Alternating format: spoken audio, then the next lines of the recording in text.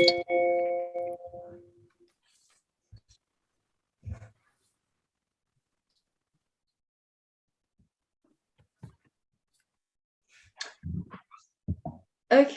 good afternoon, good morning from here, good afternoon, good evening to everyone joining us today.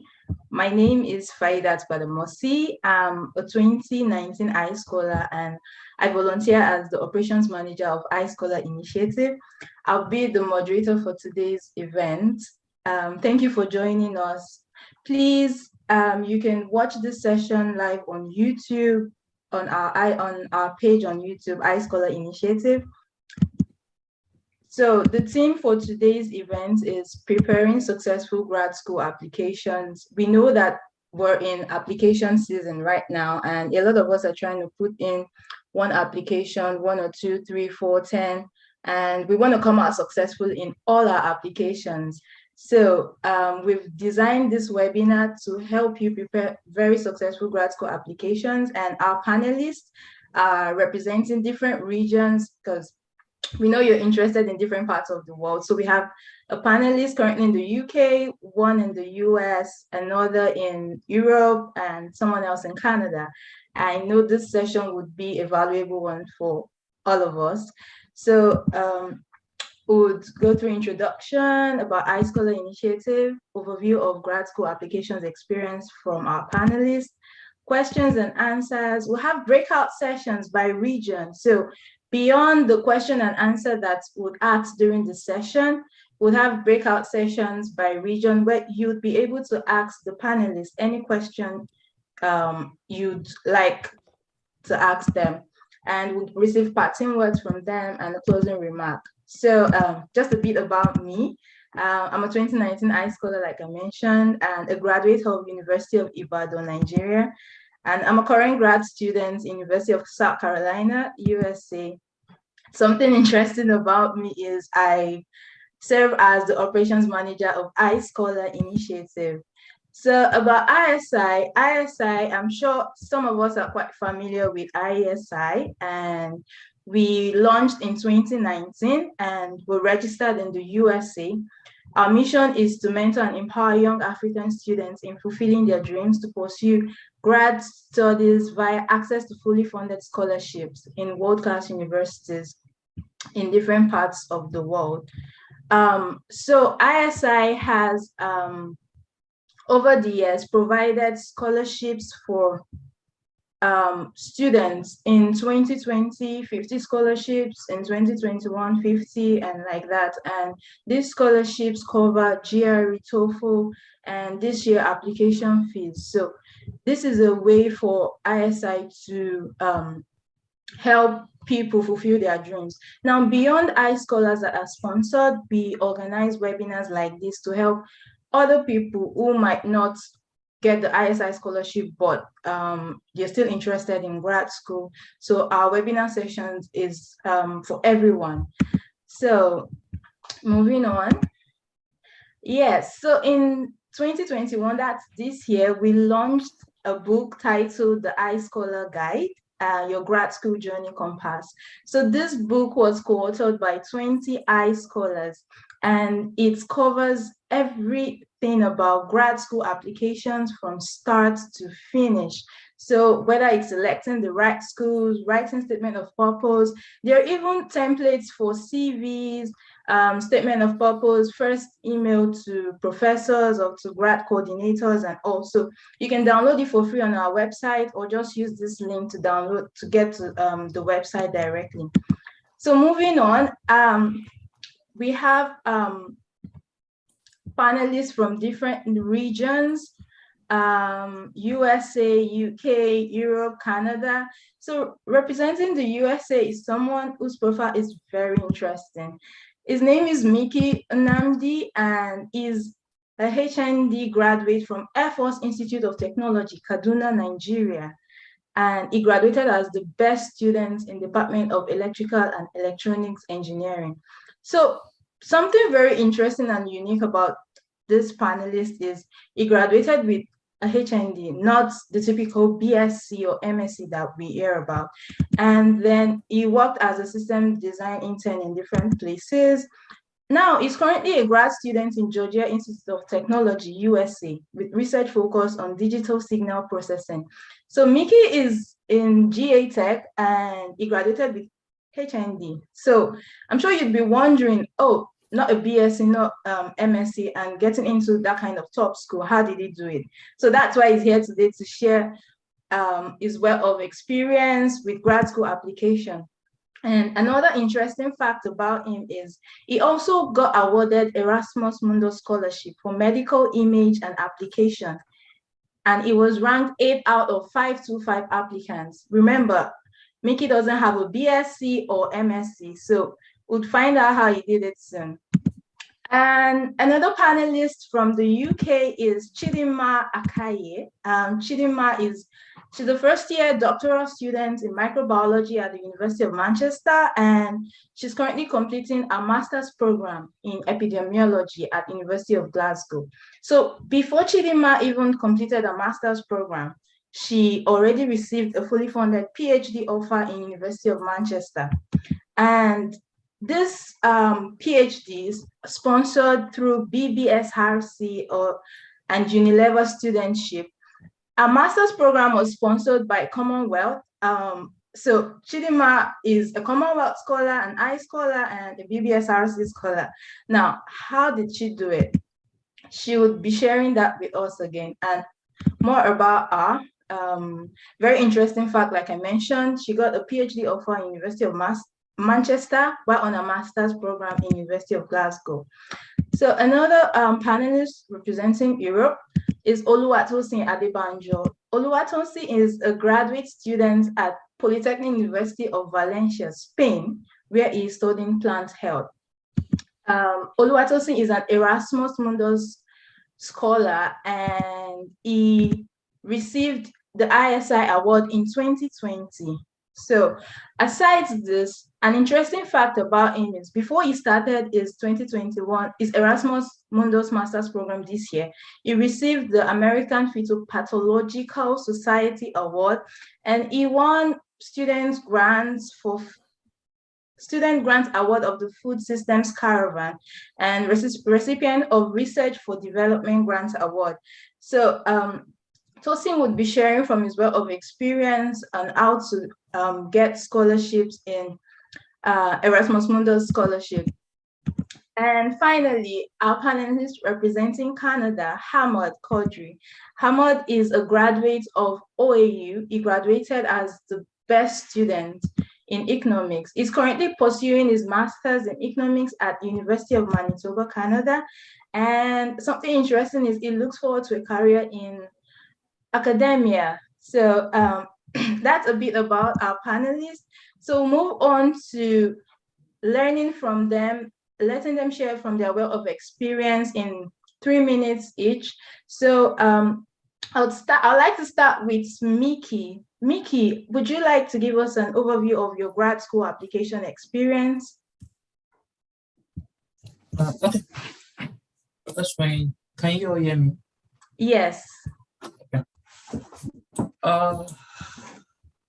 Where do I start from? Graduate application is actually very funny and very hectic, but sometimes you just have to have the concept that you know what you're fighting for and you know what you're applying for. So when it comes to graduate application, there are lots of facts and lots of requirements that entails you being successful and you not being successful. Before being successful, I started my first application was 2019. That was after my NYSC. Yeah. So you could look at it that the time gap between 2019 and 2021 was actually much, but it has to do with courage and the ability to fight on. Then also continuous improvements in profile, because this actually plays a lot in graduate application. So I would just say your profile matters. Whatever you tell the graduate committee matters, because they don't know you. It's what you tell, it's what you are presenting that they will utilize to judge you. So if you present the right application to them, fine, you'll be successful. But if you present the wrong application to them, yeah, that brings up an issue with the application. So I'll just say it's just courage and having the right documents and the right details in your application that matters when it comes to graduate application. Awesome. Thank you so much for sharing. If you'd not mind, I'm sure some people in our audience would still like you to share a bit more on how you did it, especially having HND degree. Okay. Well, when I remember, I think the first thing I did when I made a decision to actually when I made decision to consider graduate studies was actually to have my degree evaluated, because this actually shows that the HND you have is actually equivalent. Because, for example, in the United States, as an undergraduate, before you complete your undergraduate study, you are meant to have completed a total credit load of 120. And why in Europe, you are expected to at least have had 180 credit loads. So each country, each continent has its own calculation. So what I did was, the first thing was to actually have my transcript evaluated by WES. Then after that, I worked on my statement of purpose. Then initially, I was just limiting myself to US, because I've heard of stories where people actually get admission to US, though the schools were not too top, but at least people have always been successful with the US. So I kind of limited myself to schools in the US. But when the pandemic hit, I made a decision to actually spread my applications around much more better. So what I did was I submitted some application to Shibney, and funny enough, I was rejected in all application because UK actually discriminates a lot. I don't know if people have been successful in the UK, but I actually wasn't successful in the UK, because the statement that I did, the feedback I normally get from UK graduate committee was the fact that my degree was lacking, which is understandable since Nigeria adopted the UK standard of education. Apart from that, okay, then the Erasmus scholarship was my last application after submitting some applications to the United States. One thing I would say for submitting my application was the fact that I would say the pandemic helped out so a lot. Yeah, the pandemic helped out because most schools waived the concept of GRE and TOEFL, in the sense that TOEFL is always, most schools always waive TOEFL for Nigerians since we're an English-speaking country.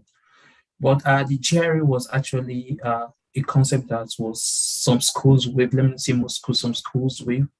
So these schools that waived the GRE, I applied to them, and also note, I also have a GRE score. Yeah, I wrote the GRE examination and I wrote the TOEFL examination. To be precise, let me make that comment. That was 2019.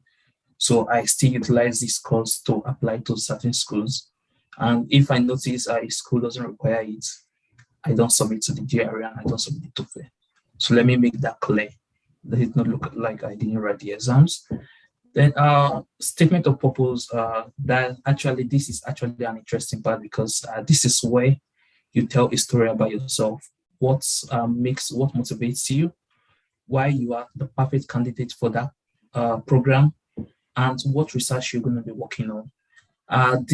So I believe this actually pays,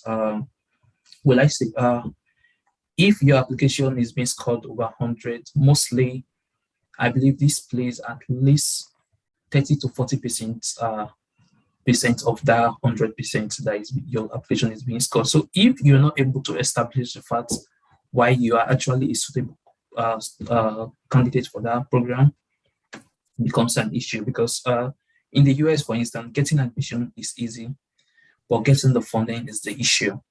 If you know, if the engineering students, this is where we have the issue because physical and life science, it's kind of, will I say, easy because there are lots of grants and lots of research going on within that level. But when it comes to engineering, it's very complex because you're actually competing and not just against your country or your or Africa, you're competing against Asia, Chinese, Indians. I know we find that these people are much more better than you. When the academic standards, they are much better than you. They have the experience already. So you need to stand out, and it's your statement of purpose that you use to stand out. Because if we're talking of skills, no matter how good you are, these people have skills more than you. These people are already programming from their young age. When do we start programming? These are concepts that you need to calculate. So yeah, so I would just say you just need to work on that, your statement of purpose, then a recommendation letter and other application documents that you required of you. Awesome. Thank you so much for sharing on that. And I'm sure as we proceed, you'll be able to respond to questions that people have shared with us in the past few weeks. So I'd like to ask Chidinma to please share our own experience now. And I think we'd appreciate or would be glad if you keep it within 3 minutes. Thank you. Yeah, thank you. So I started my graduate school application in 2019 during my service year. So I served in the university. With that opportunity, I leveraged the university IT facility and resources like Wi-Fi and then university computer. So during that time, I also got my international passport ready. Then I joined WhatsApp groups where opportunities on scholarships are posted daily. And then what really helped me was I identified friends serious about graduate school. I mean, they help notify me about any ongoing scholarship and as well as when deadlines are approaching. Then the journey began. I can't count the number of applications that I made, but I know they all ended in premium tiers because except the successful one, which is the Commonwealth Scholarship. But I never gave up until the long-awaited years came in. So if you really want this thing, then please go for it. And do not count yourself out because there are enough wins to go around. Thank you. Wow, thank you so much for sharing that, Chidima. I'm sure everyone is learning a thing or two from what our panelists have shared. If you don't have your notepads and your pen, please pick them up because I'm sure you have to take a lot of notes throughout this session. So I'll move on to Oluwatos Adebanjo. Tosin, please, could you share your grad school application experience? Hello everyone, it's nice to be here.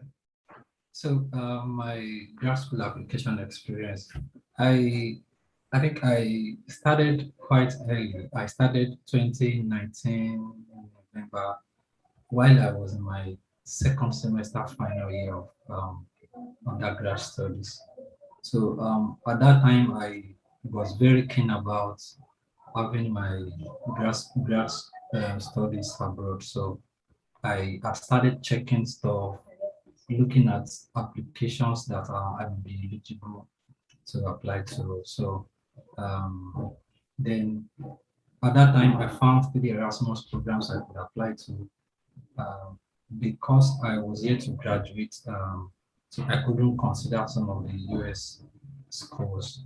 So I made my shots to these 3 Erasmus programs, and interestingly, I was ranked 7th in the reserve of one of them.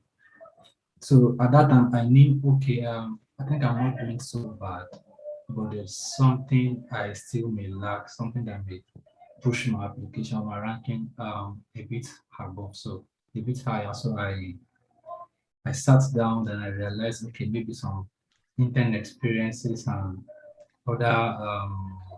other soft skills may be needed. So I tried to engage myself with those. Then eventually putting all of this together, I'm able to make a successful application. I'm selected for an Erasmus scholarship, and here we are today. Awesome. Thank you so much for sharing, Tosin. So I'll move on to Ahmed. Ahmed, could you share your grad school experience, particularly because I think Canada seems to be the most popular country in Nigeria, you know. So yes, please go on. Okay, hi everyone. I'm Ahmed Kodri. As she just said that Canada is very popular in Nigeria, that's the truth. But I think Canada is still not the most sought school by Africans.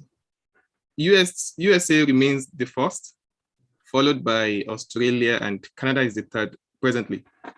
So initially when I wanted to apply, I needed someone to guide me, because if you have already defined your path and you know what you want, you need someone who has already achieved similar thing to guide you.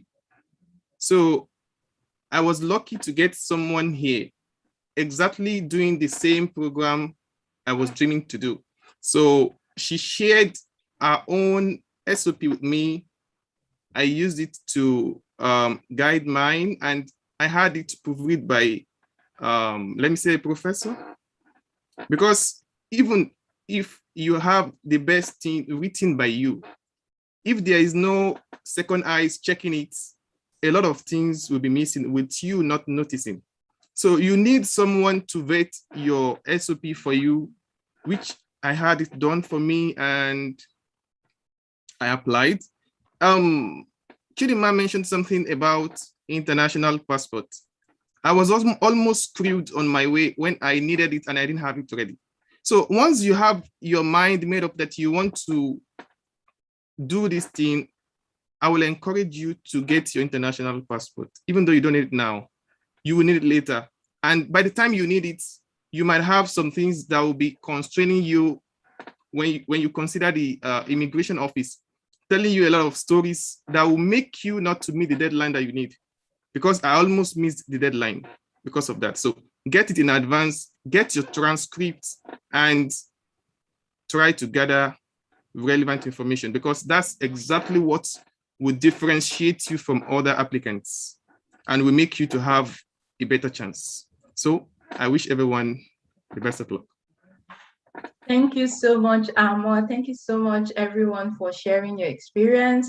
So we'll move on to the question and answers. Over the past few weeks, participants have shared a lot of questions that they would like to get responses to. So we'll start with some of those questions now. Now, these questions have been put into different buckets, like the statement of purpose, the CV, transcript, qualifications, general, and all. So I'm just going to ask us some. So starting with the first bucket, statement of purpose. Someone wants to know, what is the difference between a statement of purpose, statement of interest or intent, personal statement? Oluwatos, would you be able to respond to this, please? Okay, thank you. I think this is a very tricky question. Yes, because I remembered. I remember spending about 30 minutes a few months ago trying to also distinguish between or amongst these guys. But my observation really is statement of purpose and statement of interest or intent. They are usually used interchangeably. So some persons will tell you statement of purpose. So when you hear that, also have at the back of your mind, they also referring to a statement of intent, statement of interest, expression of interest, and the likes. So yes, so these two are a bit different from personal statement. One of the key distinguishing factors is the fact that for personal statement, it captures your story, so to say. So there's something you are writing that is peculiar to you, maybe something interesting about your story, whether the story that relates to your background or to your academic experience or something that's interesting about where you see yourself in the future. So it has to be something about you. So there's a story. Whereas in the case of statement of purpose, statement of interest or intent, you really do not need to write story about yourself. It may just be things you have done, things you are doing, and things you want to do to help you become this. I don't know if I'm able to make justice to that. Thank you so much for sharing, Tosin. Also, I'd like to mention that if you have the iScholar guide, there is a section that actually discusses statement of purpose and personal statement and mentions some of the differences. So moving on to the next question. Miki, what do you think about this? Is it necessary to adopt the art of storytelling when writing a winning motivation letter or letter of intent?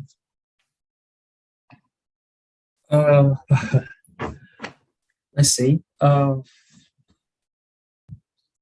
When it comes to motivation letter, yeah, telling a story is actually very, very important. But what makes you unique is when you're telling a story about yourself, not just telling any story, because you know yourself better, and this is an opportunity for you to actually express yourself. What actually makes you unique? So when you're telling a story about yourself, you're telling kind of what makes you unique. So I'll say telling a story, yeah, it's important, but it should be unique to yourself. It should just be directly addressed to yourself. Letter of intent. I think I once submitted an application relating to letter of intent, but what I did was my my personal statement, because when you're looking at the difference between each of these 10, it actually varies, because I had the opportunity to submit an application whereby I was requested to write a personal statement, a statement of purpose, and also an intent. That was one school required uh, these three letters, and they actually explains specifically what they needed, whereby they said, okay, the statement of purpose should be just directly straight to based on your research, what you want to work on, your experience. Then your personal statement should be your story, why you should be considered for the program, your background, tell them about your background. Then the intent should be what you hope to achieve. But not all schools actually use that concept. Some schools just use the concept, okay. Because I remember Erasmus scholarship, most of Erasmus scholarship, what they ask for is motivation letter. And when you look at the motivation letter, and I think most of them is restricted to just 500 words. You don't write above 500. It's only few programs that you write above 500. So like the medical imaging application I got, I think it was the motivation letter, but I wasn't restricted to writing just 500 words. So what I did was I utilized the statement of purpose I used for my Georgia Tech and other schools I applied, just made a little addition to it, and I submitted it to that. So I would just say, telling the story is actually important, because my statement of purpose was actually telling a story about myself, because that is always your first paragraph should be what motivates you. Okay. So I would say, yeah, telling a story is important, but it should just be unique to yourself. Okay, great. Thank you so much for sharing. It will be good for us to try to keep our responses to 1 minute, 2 minutes, so we can take as many questions as possible. So the next question, Chidima, what do you think are the do's and don'ts of an impressive personal statement? Okay, thank you.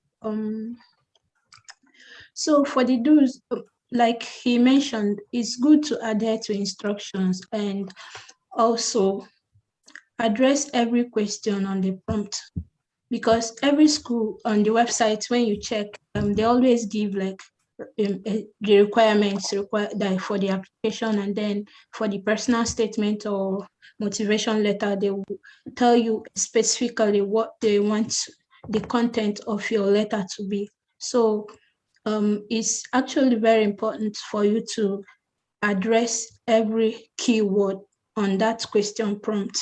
Then before you start writing, it's good for you to do your homework very well, research your options, and go through the program website. What is their aim and their objective? So it's good that you align your SOP or your personal statement to what the aim of the university is, because you can't say that you have interest in cancer research and then they are doing something about antimicrobial resistance or immunology, and then even though you're a strong candidate, you see that the areas do not really tally. So after like doing every necessary thing, then it's good for you to do a grammar check for your work. You can give someone to proofread for you and then format your letter well. So you can, then no color, just the black ink. Then the don't go beyond the given limit, the word count, adhere to formatting instructions, do not plagiarize. I know many people ask for sample personal statements or SOP then, but it's not good to plagiarize because it's an important, I don't know, it's a serious thing, it's an academic theft. So avoid overusing of words, and then do not lie about your credentials or educational experiences, and then avoid slangs or remarks or any trite saying in your personal statement or motivation letter. Thank you. Awesome. Thank you so much for sharing. She has just shared the very important do's and don'ts of a compelling personal statement, and they've all emphasized everything that you have to do to submit a very good statement of purpose or personal statement. So please always go to your school's website to check what they want, the requirements, and everything they want you to put in your statement of purpose. Make sure you're addressing everything. And like she mentioned, please don't plagiarize. That's like the worst thing you can do. So moving on to the next bucket, GRE, TOEFL, IELTS, all of these standardized exams, we're all worried, do we have to write it? It's very expensive, can't afford it. Can I still get offers if I don't write GRE, TOEFL, or IELTS? So the first question, the person is asking, if a school or program is waiving GRE, does it mean that people with GRE scores will not be given any special consideration? So just like in the pandemic here, where we had a lot of schools waiving GRE and all. So do you think if they do not submit their GRE scores, will they people who submit, will they be given special consideration? Ahmed, I don't know if you had to submit GRE score, but do you have anything to say about this? Yes. Actually, I did not submit my GRE scores, but due to pandemic, that most of them are waiving this requirement. If you do not submit your score as they have required, like they don't want you to submit, you will be at par with other applicants that submitted. But I don't know in rare cases where after evaluating your application and the application of others that have GRE score, if you are still at par with them, I think the only thing that will distinguish you from others is the GRE score. But I will see that to be like injustice on the part of the school if they still consider that as the basis of their selection. So once it is not a requirement, you will not be at any disadvantage because of that. That is my observation about that. Okay, thank you so much. And just to add to what he has said, my personal advice would be, if you have a very good GRE score, and let's say the school waives GRE, but on the application portal, you can still submit your GRE report and you have a good score, please go ahead and submit it. I mean, push everything that's going to project your strength, okay? So moving on to the next question. So I've been able to write GRE, and unfortunately I have a score below 300. Should I still submit this score? Should I even proceed with my application? Mickey, what do you think? Well, I'll just say you just have to limit yourself. If you scored below 300, you just have to apply to schools that accept GRE score below 300. Then again, if your profile is very, very perfect and GRE is just the lacking, I would advise you to just eliminate the GRE and submit to top schools, because most schools, for instance, some schools in California has completely waived GRE completely, that they don't need it again. So schools, top schools to be precise, now generally looking at the concept that GRE is no more the test of knowledge. It's not no more the test of students surviving at graduate school, so there's no need for it. The only thing is, will I say middle rank schools and low rank schools still look at GRE as a test of knowledge. So I would advise, if so, you apply to low rank schools that actually accept that your GRE score, because everything is about your profile. If your profile fits this particular school, you apply. If your profile doesn't fit, you don't apply, or you try rewriting the GRE score again. Awesome. Thank you so much for sharing that. Moving on. So TOEFL, IELTS, we've been speaking Nigeria since we were in the womb, right? So we've been speaking English rather since we were in the womb. So a lot of schools would still say language proficiency and all. Someone is trying to find out if this is very important for grad school. Tosin, what do you have to say about this? Okay, thank you. I think it's a very important question. Well, I would always want to recommend that an applicant writes especially the proficiency exam. The reason is because you know when you are at the stage of application, you are just trying, all right, and you could just see an offer from a school today. You just see deadline, blah blah, check the requirements. And the only reason why you may not get to apply to that school is because you don't have the English proficiency. If you have a scholarship today, yes, you have it, but then you are not sure this is what would accept you while you are applying. So basically, in an attempt to spread your tentacles, increase your chance, then I always recommend that you write, whether or not the school would require it. Just write. That's my piece on that. Awesome. Thank you so much. And you should still, you can always reach out to your grad coordinator or check your grad school website if the language test is waived for Nigerians. But if you can afford it, trust me, it would be very good for you to write the exam. And when you submit it, it could really give you an edge sometimes. Okay. So moving on to the next question. So are there people that possibly gotten PhD offers without GRE, TOEFL, or IELTS without submitting any of these standardized exams? Chidinma, I know GRE is probably not required in the UK, but I'm sure you have friends that have probably been in this situation. So what do you think about this? Yeah, GRE requirement is a function of the country you're considering. Just like you said, in the UK, teaching assistantship is not really a common way of sponsoring your graduate studies, unlike in the US where you have to do TA or RA just to get your studies being sponsored.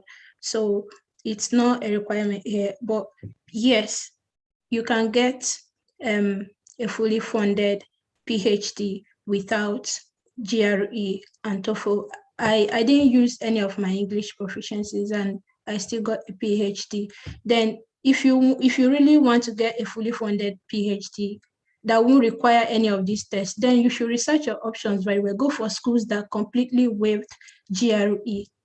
And then for schools that waive them English proficiency for Nigerians, or when you present a proof that you were taught in English. So it's possible that you get a PhD without PhD scholarship without any of these standardized tests. Another thing, you know yourself, and then if you think that your academic qualification is not fit enough, maybe someone graduated with 2.1 or 2.2, then it's really taking the test is another way to prove to them that your academic your grade in undergrad is not really a test of your knowledge. So it depends. Applications are reviewed holistically. So if you know you're lacking in any area, then you should make up for lapses. Thanks. Thank you for sharing extensively on that. And I'm happy to share that there are some scholars this year who received fully funded PhD offers in the USA without any some scholars that received fully funded PhD offers without any standardized test. So it's possible. She mentioned something that is very key: research your options. Research your options. This is very, very important. So go to that grad school website, reach out to the grad coordinator and ask them, can I submit without, I can't afford this and that and all. So moving on to the next question. If the official language of communication in my country is English, can getting a letter to prove that substitute IELTS and other exams? Ahmed, what do you think? It depends, like she just explained. You need to know what your school requires. What the school wants is what you abide by.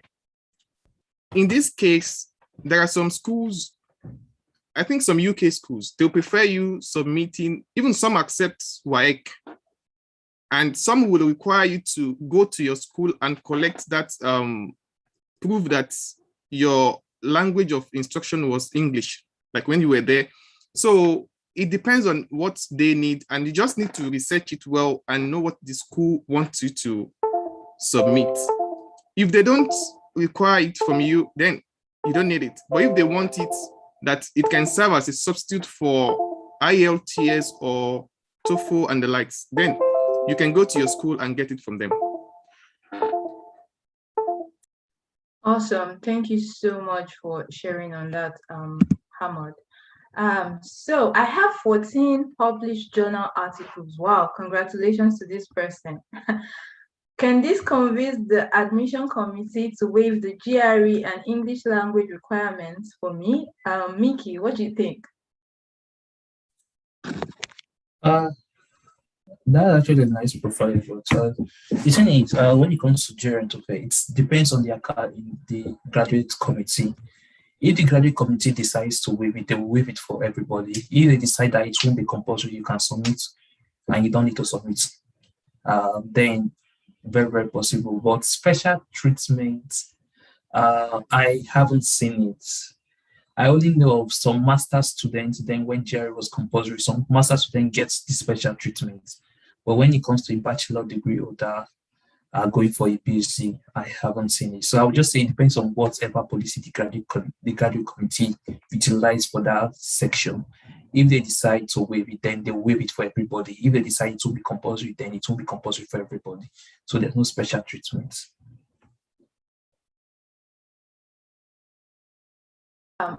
Great. Thank you so much for sharing. For this person, this is why it is important to always reach out to the graduate coordinator. Like you mentioned, all these decisions lies with the grad committee. So you can always reach out to the graduate coordinator and ask them anything you want. Just clarify these things with them. You never know. So moving on, I think this should be the final question for this section. The pass mark for GRE exam for admission into grad school, or does each university have their cutoff? So I'm just going to answer this very quickly. So you can just check the grad school website or reach out to the grad coordinator to know if GRE, to know the pass mark for GRE exam in that university. There's no general pass mark anyway because of time. So we'll move on to the next bucket. CV, transcripts, and reference letters. So how do you craft an academic CV without any work experience related to your first degree?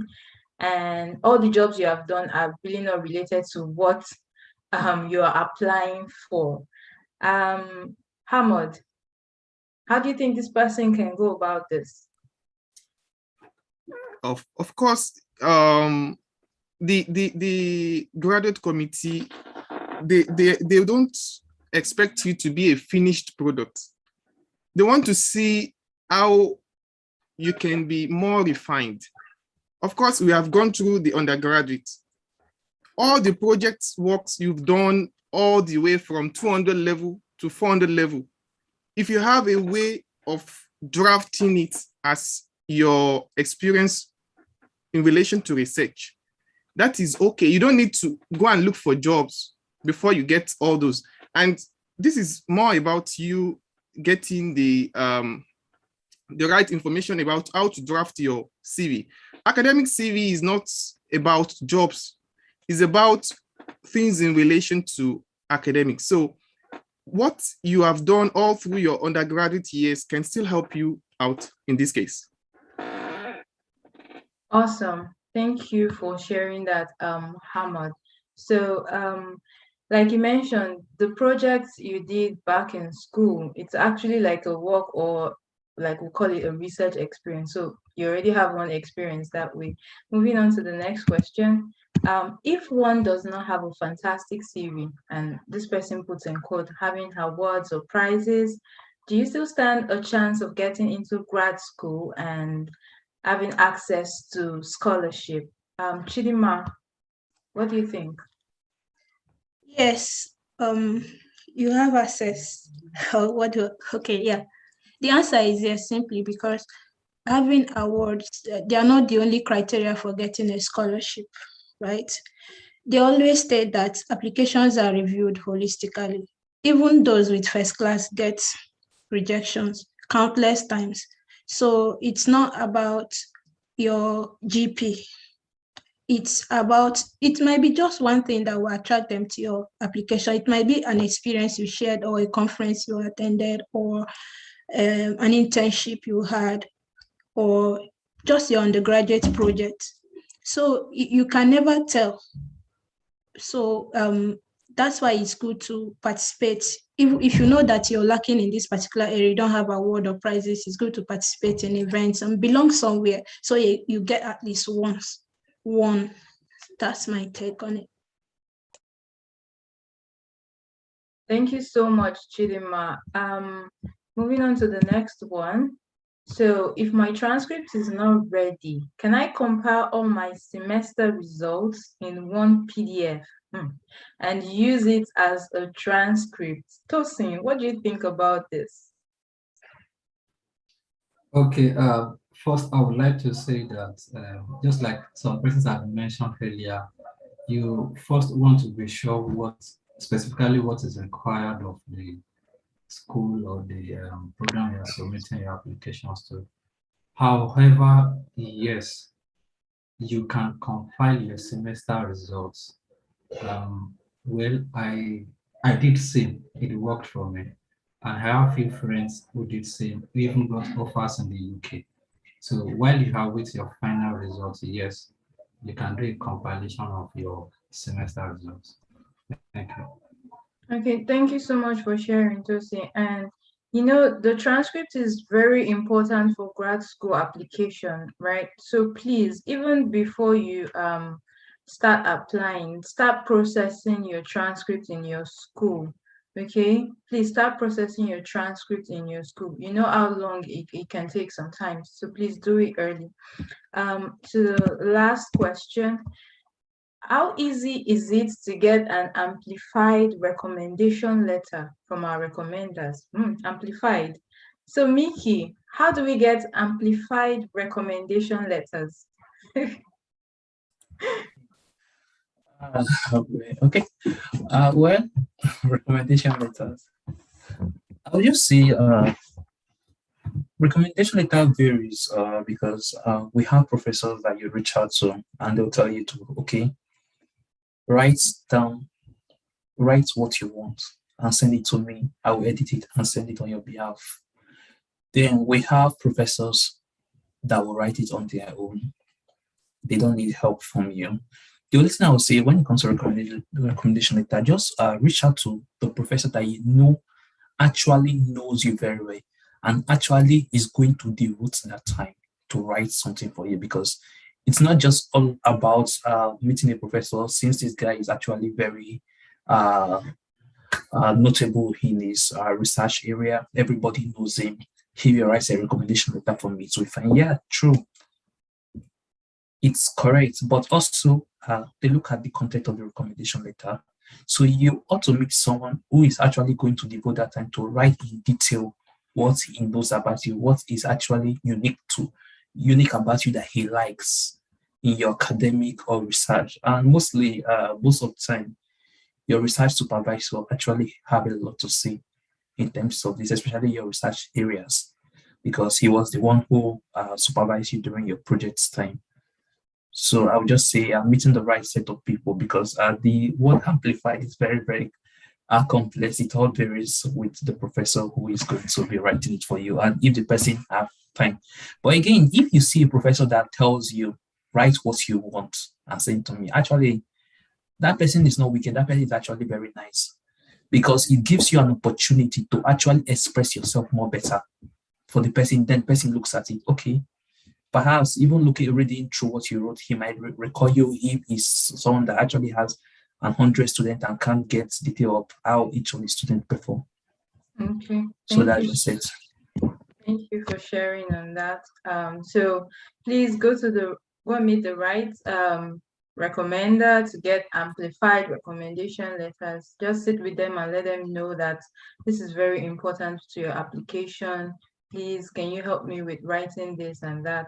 Okay, so moving on to the next bucket, prospective supervisors. I'm sure a lot of people have been going through a lot with cold emailing and all, not getting responses, everything like that.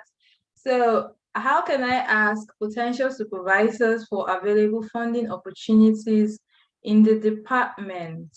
Ahmed. Yeah. I would say that you don't start by asking for funding opportunities. You start by letting the potential supervisor know that you want to work with him or her, that you want to join his or her lab. Then if that is already created, you can talk about funding opportunities.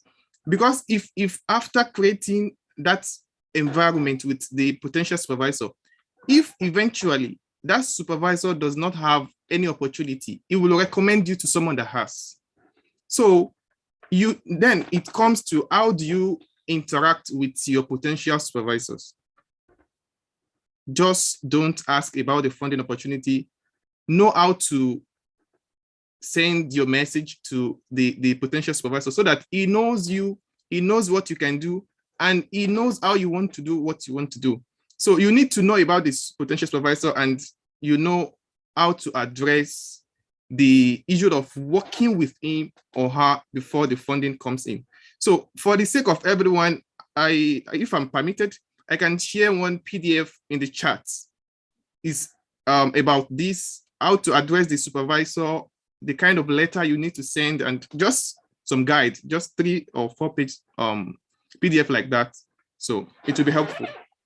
Awesome. Thank you so much. Yes, please, Ahmed, you could share that in the chat. I'm sure a lot of us would learn from it. So, do you always have to write to a professor before you can get into a fully funded master's in Canada and be a graduate teaching or research assistant? Since this is sort of Canada specific, Ahmed, would you please respond to this?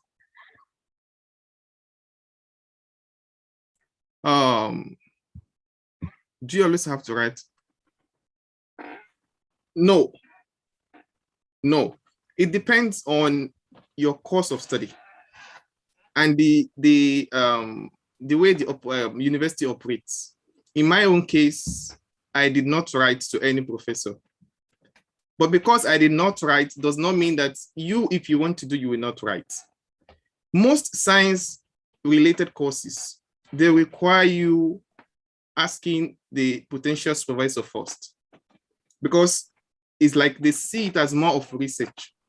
So if you notice that your course requires that you have to do it, because if you don't do it, you will now have someone to speak for you within the graduate committee, because the potential supervisor that you have that contact with will be the one to even ask the committee to give you the admission and funding that he wants to work with you. So it depends on your course. Check your course if you need it, and you go ahead with it. If you don't need it, mostly the social sciences courses, you might not need to get it prior to the period. But for science ones, I think you need to get it. Okay, awesome. Thank you so much, Ahmed. Reaching out to professors sometimes gives an edge, so please still try to do it. And don't forget to check the requirements of the school. Some schools would specifically state that you must have a professor's support. Okay. To the next question.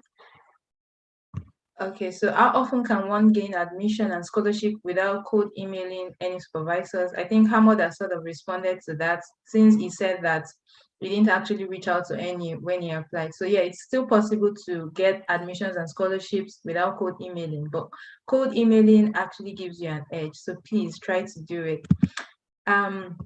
Now, how do I follow up with potential supervisors? So I've reached out to one, and then the person responded to me. I have to keep this relationship for months until I get a decision. Chidima, what do you think people can do to follow up with potential supervisors? It depends on how the conversation is going. If the potential supervisor is giving you green light or just there. So it's just case specific. But if you really want to keep the relationship going, you can look at the latest publication the supervisor has, or what are the research gaps that need to be filled, identify something, discuss something like interesting. I know they will keep responding and then keep encouraging you till you get into their program if the supervisor is really interested in you.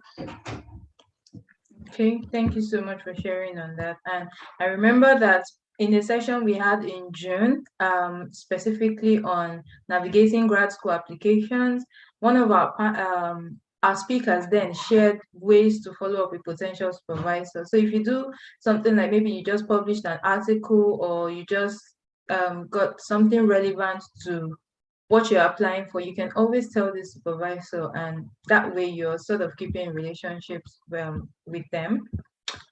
So so I reached out to a prospective advisor, and the advisor replies, I advise you to apply. What does this mean, Mickey?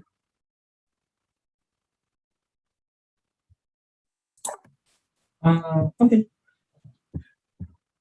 I would say apply, but it doesn't really mean you're going to be funded, because what you have to understand is you are not the only one that is actually sending this message to the supervisor. The advisor is just really giving you a concept. Some we consider you, some we just encourage you to apply, because they maybe perhaps there's a teaching assistantship that is available, and they believe if you're able to get in the program, you should be able to secure this. So you just have to put that consideration. But a supervisor telling you to apply doesn't mean you just have to put your head into that basket alone. Spread your wings, apply to as much school as you can. It actually helps you out in case the supervisor doesn't fund you later, because funding depends on grants. And most of them actually encourage you based on the fact that they've submitted application for several grants, and hopefully they're hoping that those grants are successful. But again, they are not the only one applying for grants. In grant application, perhaps 20 professors submitted it, and it's only one person that will get it. So you have to put that into consideration when you're submitting such application. Great, thank you so much. And just like he said, don't put all your eggs in one basket, okay? So the final question, I've been sending emails. I've sent 30, 50 emails to potential supervisors, and then I'm not getting any response. What should I do? Still with you, Mickey. Well, it's actually very funny, because I remember there was a certain time, there was this particular school, I've forgotten the name. I sent mail to all the faculty in that school and got no response from any of them. And funny enough, I still submitted the application and still got the admission. The only thing is I wasn't funded. Most times, these professors get lots of mails, and if you are not detailed in whatever you're writing, they find it difficult responding, especially if it's a generic mail. So the only thing I would say, make sure you've done an in-depth research on the professor you're sending me. If it's just the concept of just a general overview on the admission concepts, then it's fine. But if you really want to work with the professor, at least go through his research, know what he has done, write those details in that mail. Then if he still doesn't respond after a week or 2 weeks, reach out. If at the end of 3 times you reach out, he doesn't respond, leave the professor. It means he's either busy or he doesn't have funding. Okay, thank you so much for sharing that. So we're done with the prospective supervisors. So moving on to qualifications. So let's say I don't have a first class. Do I still have a chance? I don't have a bachelor's. Do I have a chance? And all that. So the first question is, how do I get a fully funded scholarship for a master's with a little research experience? Tosin, what do you think? Well, like Chidima had said earlier, application is reviewed holistically. So, and I also think that for most applications, well, maybe I may be wrong to say most, but a good number of applications, they really would not state that they will be evaluating your application based on your research experience. All right. You don't have to get worked up by trying to figure what should be your research experience. However, first, for a good number of us, we are privileged to have the IT period, the period of IT during our undergrad. I think you could make up an experience out of this. And like Faida earlier mentioned, your undergrad thesis, that's also your research experience. So maybe the discussion is now referring to industry-based research experience. But if it is not industry-based, I think these two that I just mentioned, they also research experience. Okay, and I think everybody has this. I think Yeah, so. that's correct. Thank you for sharing. So as long as you've graduated, you did undergrad projects. Your undergrad project is like even your first major research experience. I'm sure there are some of us that only applied with that experience and then we got fully funded offers. So please don't limit yourself. So I didn't graduate with a first class, but a second class upper or maybe a second class lower. Do I still qualify for scholarships? Chidima? Yes. The thing is, if the scholarship did not keep restrict, there is no restriction, they made it open second class, upper or first class, then you have to apply. You shouldn't reject yourself before the body rejects you. And then if you're somehow afraid that you're not up to, then if you know that area that is lacking, you should work on it. If it's publication, join people and co-author. If you don't have anything, take online courses. We have data, and then it's not only what's happening. We can take courses online. We can attend conferences. We can belong to professional bodies like those in microbiology, American Society of Microbiology. You have a global contributing member, which is free. There are other things you can do to make your application stand out, and it won't cost you anything, just your data and you searching for what is right for you. Package yourself well. I mean, I got countless rejections, first class. So it's not about GP. GP doesn't have anything to do with some scholarships. So most scholarships depend on experience. Most scholarships look at GP. Most scholarships look at your level of volunteer, what do I call it? Your voluntary work, how you volunteer.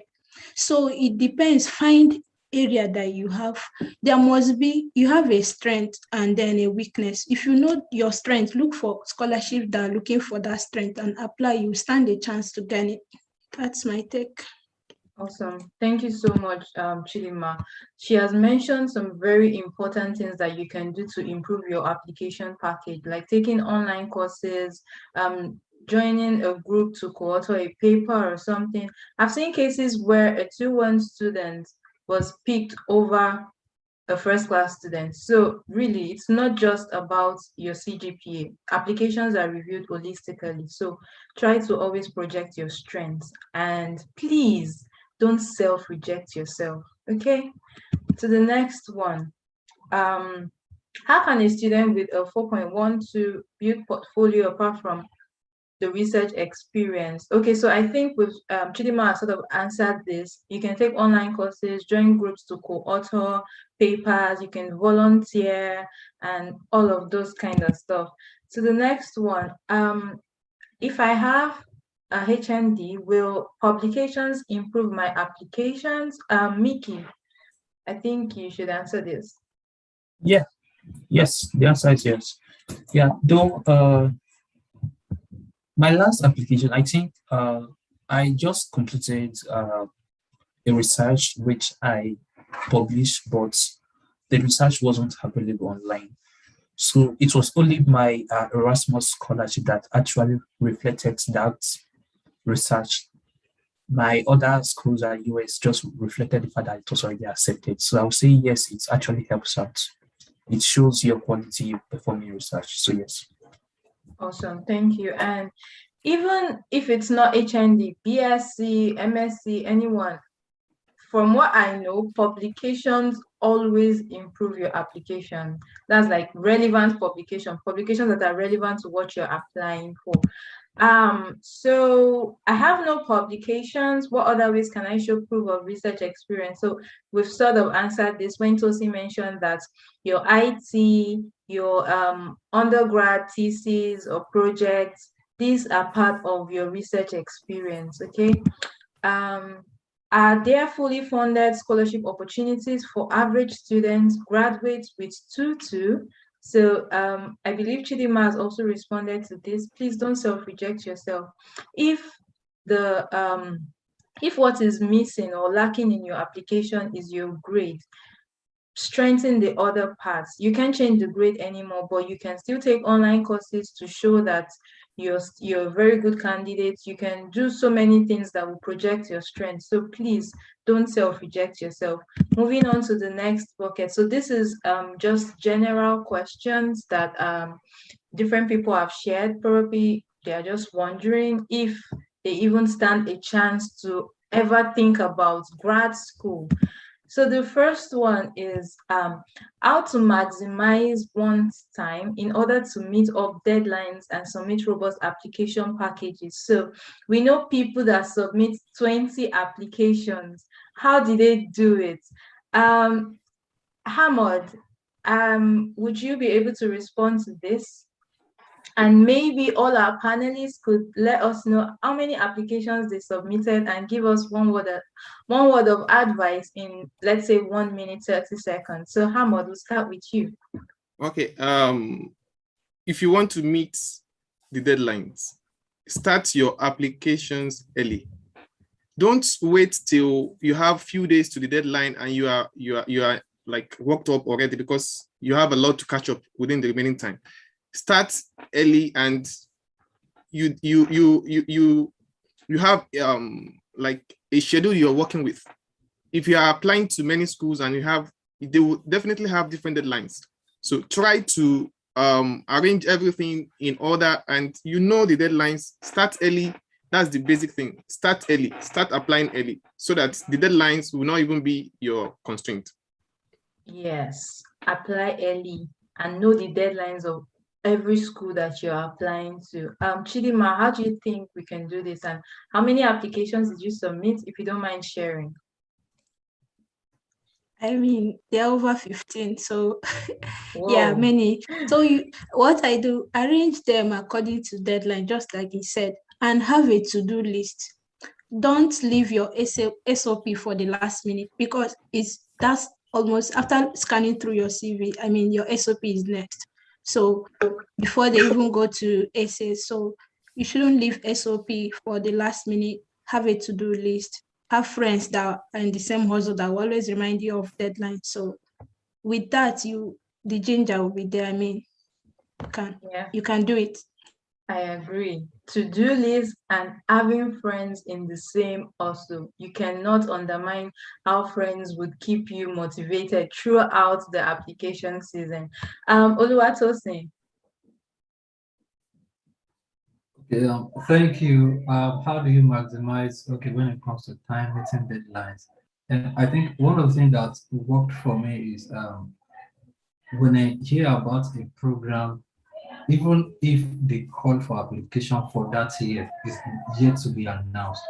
So I try to check their website. Of course, I'll still have information about the last call, I mean the call for the previous year. So I already have an idea all the requirements. Then against the next call, I start preparing myself to make available all of those documents, start writing the essays. So by the time the call is out eventually, I am more or less about 70 to 80% ready to submit application. So of course, with that, I believe we should be able to meet the deadlines. Awesome. So Tosin has just mentioned proactiveness. So be proactive. You already know that you're interested in this application. Let's say the call for application is over.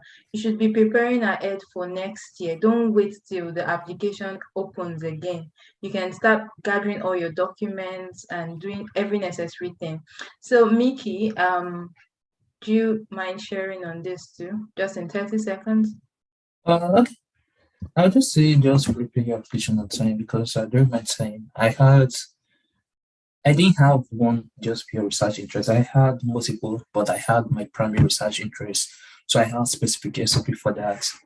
Then secondary research interest, which I felt that the school don't have. The school don't have my primary. I had SOP for that because the truth is SOP is just the main part of your application. Other documents are easy to come by. And also, for example, US, mostly their top schools application ends by December 15th. This is standard. You know, you have this at back of your mind. It makes it easier for you to submit our applications. Awesome. Thank you so much for sharing, everyone.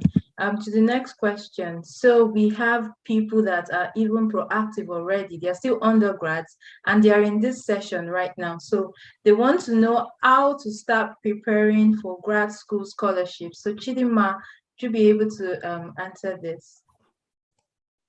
Yes, the first thing is just to take a look at the requirements because it takes time to get. I mean, okay, you're still in undergrad, right? So, I mean, because transcript, it might take time for you to get your transcript. So if you've been writing your grades down, I mean, it's a good way to have an unofficial transcript that you can use to apply for some opportunities. Then you should try and get your international passport, write your CV, try and participate in conferences. I know there are departmental or faculty conferences. Just be proactive, be building your profile. That's when to start building profile, and not when maybe there is a call for an application and then to write CV, there is little or nothing on your CV. So that's the time to start building profile and getting the documents required for an application. Awesome. Thank you, Chidima. So your undergrad is the best time to build your profile. So I'm sure there are a lot of us that wish we knew so many things that we know right now when we were undergrads. So please, you can start building your profiles now. To the next question. So in my first degree, I probably studied course A, and then I found out that I'm really not interested in this. Is it possible to do course B in grad school? Tosin. Okay, yes, that is the answer to the question. However, if you want premises, well, first I have few persons around me who have studied something, maybe something A, and eventually got something different. But the only the edge for you to, because even that's something B, the application is also competitive. So what would probably help you help you to be ranked high for the application into that something day. Maybe probably you have some industrial work experience after your study. So you have studied something here, then you cross to the industry and you have been working in the area that concerns the something B. So that experience probably will give you an edge in submitting applications and getting programs. Very true. To answer that. Yes, totally, Tosin. Thank you you. so much. So it's important for you to start building, if you know you're interested in something else, start building experience for that other thing so that when you're submitting applications, you have ways to relate your interest and your motivation to do that course. So the next question is, so this one's about, so is it possible for a married woman to apply for scholarships? Are there universities that accept virtual learning or one must be present to study? As a married woman, do you think that this person stands a chance? I'll allow Chidinma to respond to this. Thank you, Fai. So, very, very possible. I mean, what stops you from not getting a scholarship? So I would take, for example, the Commonwealth PhD scholarship or even Commonwealth Masters. Even as a married person, you stand a chance to have some stipend for your little one, and then your partner will also have some share in the scholarship money. So yes, once your profile is, I mean, you met the requirements and then you are selected, you can bring dependents. I'm not talking of UK. So I don't know if any other country has restriction for bringing dependents, but if you got a scholarship and you want to bring over your family, it is very, very possible, especially the juiciest of them all is Commonwealth offer. Yeah. Thank you, Chidima. So please, scholarships is for everyone. It's not about whether you're single or you're married or you're this or you're that. If you're married, please apply for scholarships. You can get it. Okay. So to the next question, what keeps you going after rejections? How can one remain motivated? Ahmed. Yeah. I hope the person asking this question knows that rejection is, according to the way scholars see it, they call it love letters. They don't call it rejection letters. So if you hear, I've just received a love letter, you should know what that means. If you have such, in hunting for scholarships, getting rejection does not mean anything. In fact, that is not a sign of you being a failure. The sign of you being a failure is after getting that love letter, you cannot pursue it to the point of getting an acceptance. Then that is when you fail. But if you have love letters, then you should be happy. You hardly can see a scholar who does not have any rejection letters. I don't know how that will be. You have some. In fact, if you have admissions, like you already have the admission, you might not get the full scholarship you want. That's a sort of rejection somehow. So know that you have rejection. Just prepare your mind that you have rejection. But those rejections will be what motivates you to have a stronger and formidable application later on. So why you have to remain motivated is that you must get what you want to get. Leave the rejection letters, you are still getting your prize and your scholarship later. So that's the best motivation. Yes, like many people would say, it's just 1 yes that you need. There are no truer words than what Ahmed has just said. So please remain motivated. Don't let these rejections undermine you or make you see yourself as a failure. Let them propel you that I'm going to get this yes. Okay. So moving to the next one. So I'm a grad school applicant. I write so well. I can write the world best SOP, and part of grad school requirements is probably you're going to have like a grad school application interview. So how can a grad school applicant improve their speaking skills? Miki, what do you think?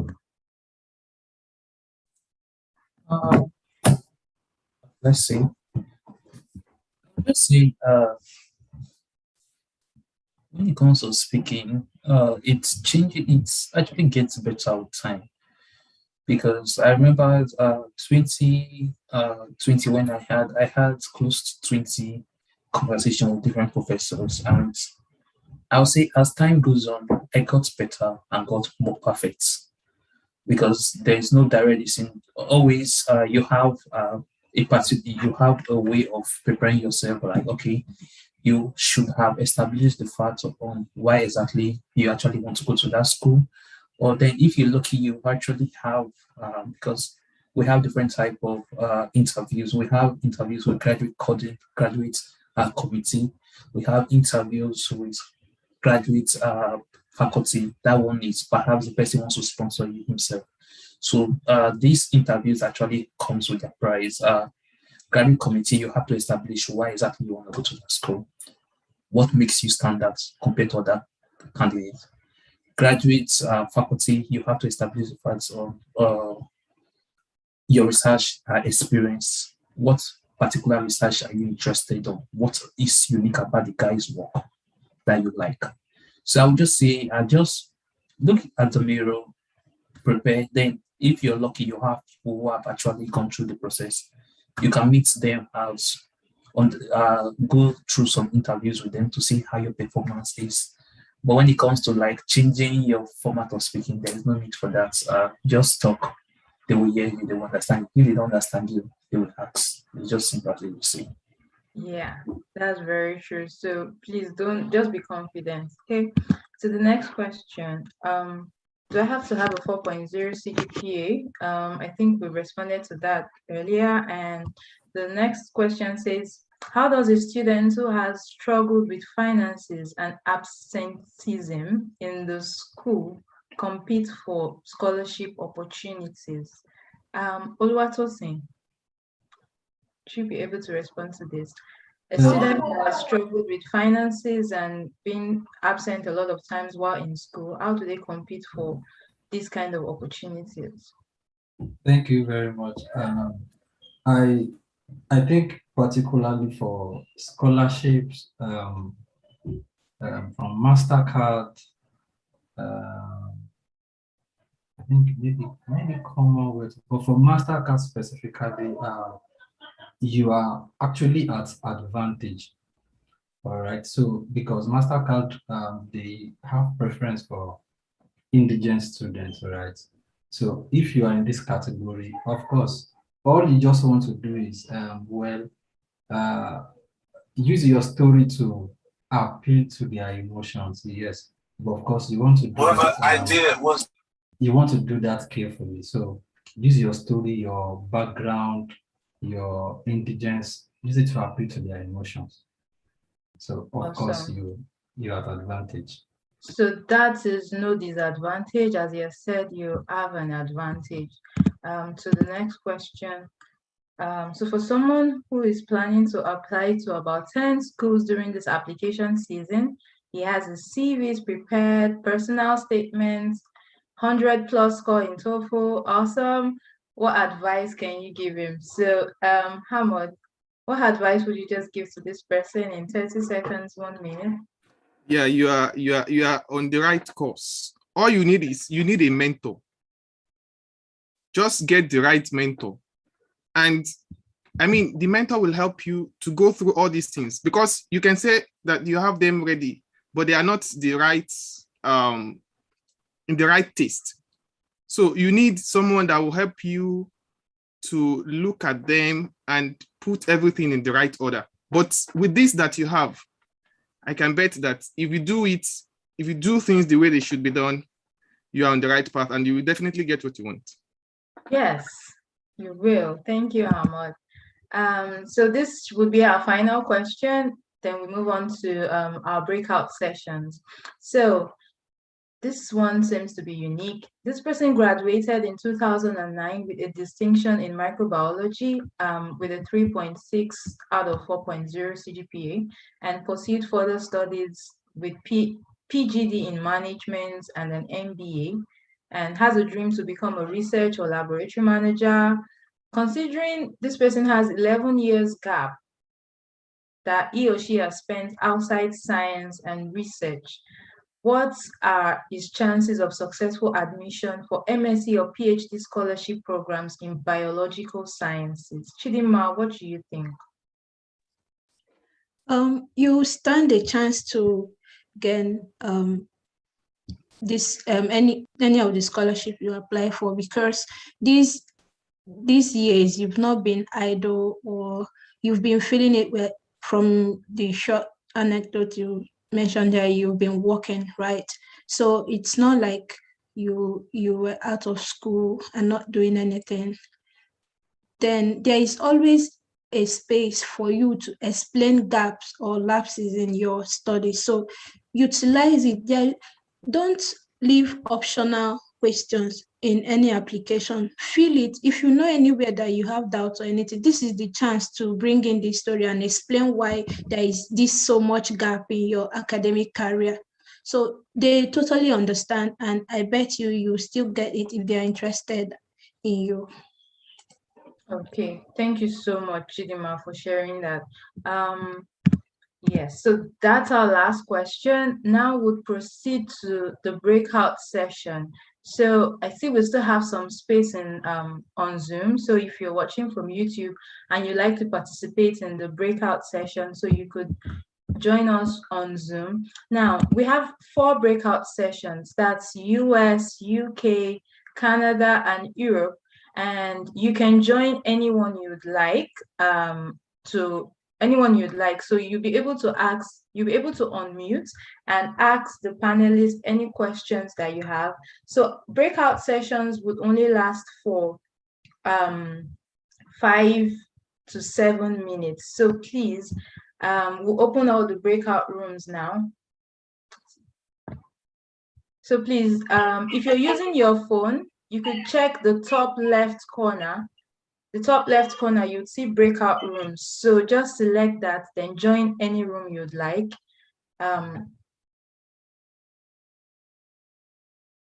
Thank you.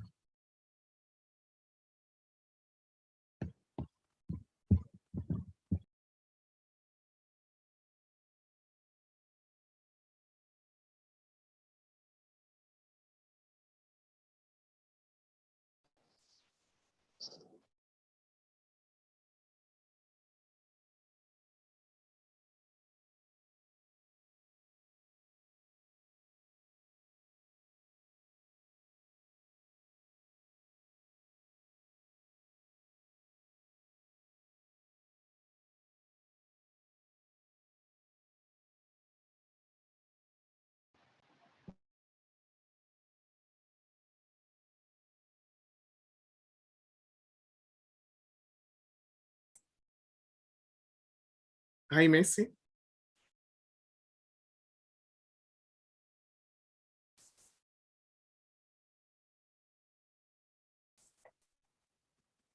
Sorry, I couldn't break out, please. I don't know. Hear you. You're not able to join any session? Yes. Okay, just a second. What's your name so I can just put you in? What room would you like to go to? To Canada. You want to go to Canada? Mayowa Roshafe. Mayowa Roshafe. Roshafe. Canada. Okay, you're there now. Hello. Hello. Yes. What's your name?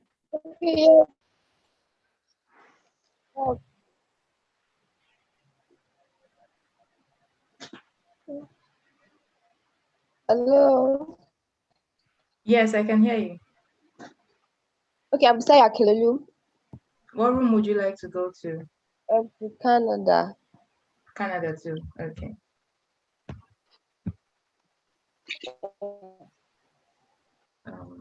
I'm fine. This is Ahmed. Okay. How do I get the people there? Don't worry, I'm going to put you in Canada. Okay. Yeah. Hi, Farida. Farida's rather, sorry. Yeah. Hi.